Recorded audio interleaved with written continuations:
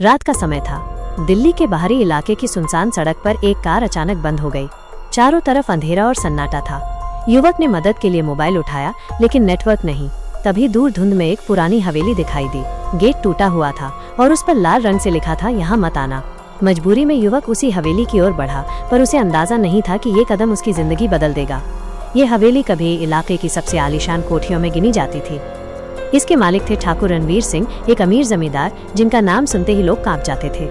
कहा जाता है कि ठाकुर ने कई लोगों की जमीन जबरन छीन ली थी। 1942 की एक रात हवेली से अजीब आवाजें आईं। सुबह ठाकुर की लाश हवेली के मुख्य हॉल में पड़ी मिली।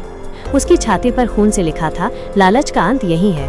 पुलिस ने इसे आत्महत्या कहा, लेकिन गाँव वालों ने मान लिया कि हवेली शापित हो चुकी है। कुछ साल बाद पुलिस ने हवेली की जाँच की। तहखाने में लाल धागे से बंधी एक काली गुड़िया, दीवारों पर अजीब चिन्ह और जानवरों की हड्डियां मिली। केस के अधिकारी को कुछ दिनों बाद रहस्यमय तरीके से मृत पाया गया। इस घटना के बाद हवेली को बंद कर दिया गया। 1952 में एक फोटोग्राफर वहां तस्वीरें लेने गया। उसकी लाश हवेली के बाहर मिली। कैमरे में आखिरी तस्वीर में सफेद कपड़े पहने एक महिला की धुंधली आकृति दिखाई दी। इसके बाद हवेली से जुड़ी अफवाहें बढ़ गईं। आधी रात को घंटी बजने की आवाज, बच्चे की हंसी और खिड़की पर खड़ी महिला की परछाई। 1975 में 3 कॉलेज स्टूडेंट रोमांच के लिए हवेली में घुसे। अगले दिन सिर्फ एक लड़का जिंदा मिला। उसने कहा, हमें तहखाने से किसी ने खींचा। वहाँ किसी की आंखें चमक रही थी। पुलिस ने हवेली के चारों ओर लोहे की बाड़ लगा दी। कुछ साल पहले इतिहासकारों ने पुराने दस्तावेज खोजे।